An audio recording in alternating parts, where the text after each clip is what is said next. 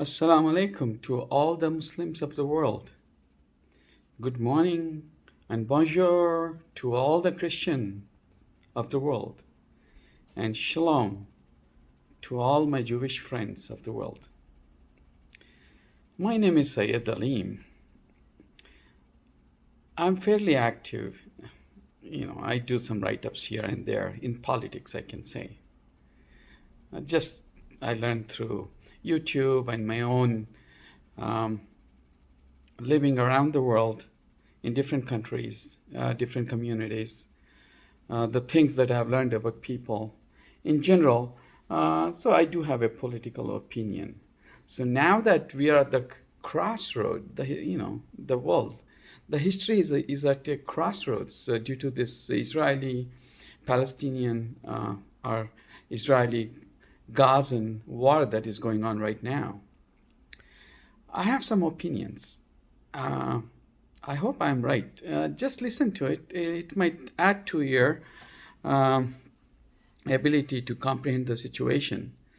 Also, not too many people have this type of opinion that I have. So just provoking the thought in this line, along these lines, might lead to a solution. I'm a very liberal person. I'm a Muslim. I practice on and off. Very easygoing. I could have easily married a Jew or a Christian or a Hindu. But I'm a Muslim. I've raised a Muslim children, a Muslim family. With that background, I'm not a fanatic. That's all I'm trying to say. But I'm a student of history because history does have a role to play where we are, especially in this conflict. From what I understand, Jews have had some difficulty in following the prophets of the book, be it Moses or David or Joseph, and we have Aaron, or else it could be Solomon. And in the end, they even killed Jesus Christ. So that's what is the history. There's something about them, and they're a little different. They're always creative. So what has happened is soon after the death of Jesus Christ, between 150 AD and 300 AD, the Eastern Roman, we can say Constantinople, Turkey is today. The Romans and the Eastern Romans, they conquered Israel, and they were at that time pagan. And Nicholas or Constantine adopted or reverted to Christianity. And later on, he learned, oh my goodness, our prophet, or the son of Jesus, the son of Lord Jesus Christ, was killed by Jews. So he had an edict, an order to expel or expunge all the Jews from the Holy Lands of Israel, where most of the prophets, including Jesus Christ, grew up and walked the streets. So that edict is, these are all kings of the books from the times of Jesus Christ himself. So there is a weightage to it. Once they issue an edict, so the Exodus should start and they should not come back, it stays that way. And later on, so many Jews left the land of Israel, and the people who were pagans, and they became Christians, obviously because of Jesus Christ. And later on, it somehow started diluting. The Christianity started diluting, and many of them converted back to paganism. And there were lots of disputes. And during that time, Prophet Muhammad was born. Around 640, he migrated to Medina, and by 700 AD, he was dead. And the followers of Islam, I think the second Caliph Omar, he conquered Israel. And the King Nicholas himself had already renamed Israel to Palestine. So the Palestine people, Palestine was named before even Islam. So later on, when Islam came about after 700 AD,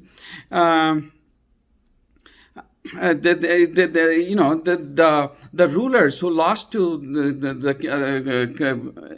the king Omar or Caliph Omar, they signed another edict. You don't let Jews come into this land. Then you're fine. I mean, we accept defeat and you can be the ruler. So that stayed until 1948. So Jews of that land have been away from Israel. They are dispersed all around the world. And how true are they to Jewism? And how true are they in their lineage of Semitic genetics of the region? So the Palestinians today, whether it is Christians or Muslims, are truly the people of the land, the Semitic Jews who did not do the Exodus but stayed on to become Christians and later on Muslims. So when now, after 1948, there have been so many conflicts. I remember as a child raising my hands, not that I intentionally wanted to do it, but when you go to prayers on Friday, Sabbath day for Muslims, they would all pray around the world. They have prayed in lots of countries, Kuwait and Saudi Arabia and Bahrain and many places in Southeast Asia and in USA, Canada, just, many cities. And, they all pray for the cause of the Palestinians because they have been so miserably treated by the Jews. And Jews themselves, once they were expelled from Israel, they migrated to Europe and many parts of neighboring Arabic countries, to Russia, and they were treated badly by the Spaniards, by the British, by the French, by the Germans. He went on to kill 6 million of them, they say, by the Russians. So they were treated miserably, and the Jews had to be very tricky and be very intelligent to create new products and new schemes. Somehow they manipulated and managed through Judeo-Christian surge and plus creating products, and they did lots of things to survive, which is reasonable. And many times people think they're extra intelligent. Yeah, it's because of the historic consequences of migration. And later, but however, in the Islamic countries, they enjoyed the good life, and they were financial bankers. They managed, they gave money, and somehow they were respected, and they earned higher wages. They were okay in Islamic countries. So after 1948, because of Zionism, they all migrated, whether from Islamic countries or, including from Iran and from around the world into Israel. And all of a sudden, they think they're so different, and the people of the land, they're true Semitic people, the Christians and the Muslims, the Palestinians, they were put into, Western Gaza and into West Bank. And even that too, I mean, their lands were stolen, and all kinds of manipulation and instigation and creativity. Or some Jews would go and take away some parts of West Bank, and that the whole West Bank is now like filtered, and it's all like compounded, and there's no liberty and freedom, and Gaza is like a open jail, like they say. As big a open jail as it was, the people still lived and tried to live happily. So here is a point I'm trying to tell you. I've gone to Jeddah and Riyadh and Bahrain a number of times, and UAE and Kuwait.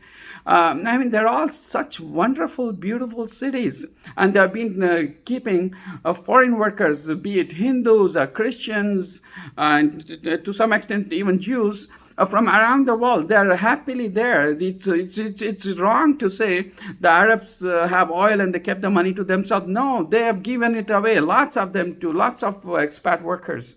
And and everybody enjoyed the great facilities. And have you ever gone to a gold store in an Arabic country? There's so much, they're laden with gold, and there are no guns, there are no criminals, and oftentimes they drop the wallet, you'll retrieve it back. Because there is Islamic law, and Islamic law doesn't allow extreme amount of sins and extreme amount of crimes. There is freedom for all. I mean, it's even now the Islamic countries have become more modern. They are more prosperous, and there is no more liberty and freedom than in Western countries. And it's nice, good freedom. I mean, look here in Western countries. I mean, even though you are allowed to drink, how many drink because you get caught? Once you get caught, it's very expensive to manage your driver's license, to pay and fight the law. And same way, even some drugs may be illegal in some places, like at least marijuana. How many actually indulge in it? So the point I'm saying is, things that are not good for people, not good for society, they are controlled by law here. So in Islamic countries, they just use the book, the Holy Quran, Bible, or Torah to control that, man, these things, because as a Muslim, they believe in all the books and all the prophets. Period. If somebody says Jesus Christ is not a prophet, and if Moses or David or Aaron or Joseph, and if somebody Muslim says they're not prophets, or if he makes caricatures and fun of them, he's not really a Muslim. I mean, he's not a good guy. So the point I'm saying is, even in Arabic countries, just like in West, the law has to tell you, don't drink and drive, don't do porn, or don't don't expose to the little children. And so all these things, you have a law. But for Islam, it's already there. It's been constituted as the completion of religion by Prophet Muhammad and Islam. So I'm not just making it up. Just go look it up in lots of Islamic countries, man, like Kuwait and Bahrain and UAE. I mean, they're all, people are at peace. Even Hindus, they work, they earn well, they go back, they enjoy their holidays. Most of them have families. I mean, what's wrong with that? So on the contrary, here is what I'm suggesting. Many people say two-state solution for Palestine and Israel. Will it really work? Can you imagine Gaza without being a country of its own, even though it's controlled by Israel itself? They control what goes in and what goes out. Yet they managed to create all these weapons and rockets. And so the thing is, if it's a two-state solution, you think they will be quiet? They will get larger bombs and arms. And these days, it's not like you need to have tanks and jets to fly. You just have bigger missiles. So the thing is, how many can you control? Right now, these guys have like thousands of missiles. And if it's a two-state solution, you think Israel is safe, and is Palestine safe from Israel? Because Israel will continue to bomb. So now later on, we'll have both of them having airplanes, and the only country that will benefit is the Western people who are making weapons. So here is my thing.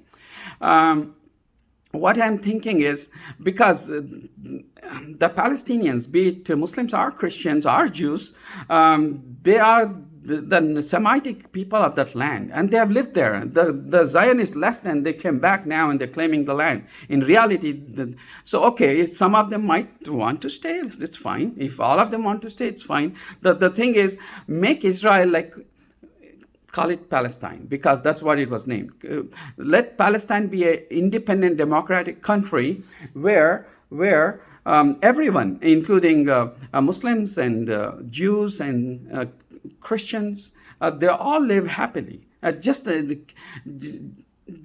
as happily as Saudi Arabia is, or Kuwait is, or Bahrain, or UAE. I mean, Palestine will be so rich, and so the Jews have already brought in lots of infrastructure for technology, and they have plenty of oil in the surrounding, and even gas, and by commerce through Iraq and Syria and through Egypt and Saudi Arabia, and now even connecting to India. So that region can flourish. So all of them be like in Saudi Arabia, where everybody, like all expats from the world, live happily. Like in Canada or USA, people from around the world live happily here. Nobody is fighting. So let this be the theme. Not all Zionists have to stay. See, if some of them who have dual citizenships, if they have to go back, so let them go back. So those who want to stay will stay in a democratic country of Palestine, and which will be as free and as nice as the Arabic countries are, so that way, mistake me not, I'm very Western and I love Western culture because they were the first to introduce liberty. Where everybody is equal and everybody has freedom. And so the thing is, so this Palestine will still back the Western democracies, and they will be good with everybody. There's no need to fight. So the worst comes to worst, just like Israel was, like an extension of Western policies, Palestine will try to be as much as possible, just like Saudi Arabia is. I mean, they're still very pro-Western, but they also deal with the East because there's nothing wrong. I mean, they're in the Middle East. They're in the middle of East and the West, so they deal with everybody, and Europe to North. So, the thing is, this is what I'm looking for. And right now, Israel, it's supposed to be, it's a biblical land here, where all the prophets came. I mean, it's right now like 2 billion Muslims and 2+ billion Christians, and with the hold of the Jewish people. I mean, we're all people of the book. I mean, and we all follow the prophets, and they all came from that area around Jerusalem and Hebron and the entire land of Palestine or Israel now. So the thing is, why would you just ruin it totally? I can understand most of the Zionists, they don't really have a concept of God. I mean, they're literally atheists. Technology and partying and drinking. Who's dancing at 6 o'clock in the morning? I mean, it's fine if they want to, but the thing is, it shows a bit about the society. Maybe perhaps because it gets too hot in the daytime or evening, I don't know.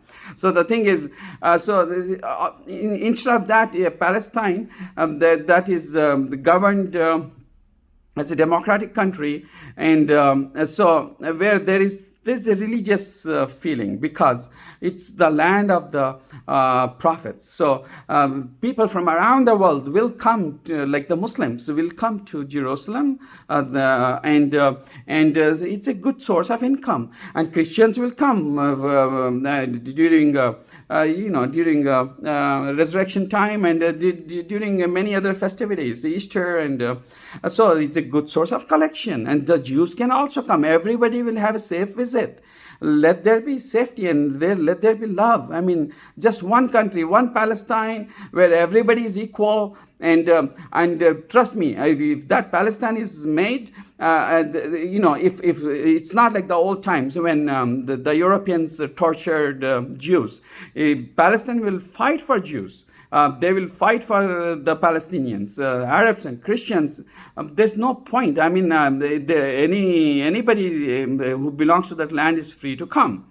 A happy land, a happy Palestine for all. And there won't be any more, what do you call, like what Hitler did, Holocaust in Europe. So that because Palestine will fight for that, because all Jews are welcome, the Arabs are welcome, and the Christians are welcome. Those who have citizenship, it's just like any other country, a democratic country that backs Western society. And sure, I mean, this is my concept here. I hope I'm not anti-Semitic, I'm not anti-Muslim, anti-religion. I'm a Muslim, but I think a little different. And after seeing the whole traveling so much and all around the world, that's my message to all my Muslim brothers, Jewish brothers and sisters, and Christian brothers and sisters. Let's hope for peace. We are going through very historic, changing times. This is going to rewrite the history of our future generation, this war right now in Israel and Palestine. Salam, shalom, goodbye. Thank you.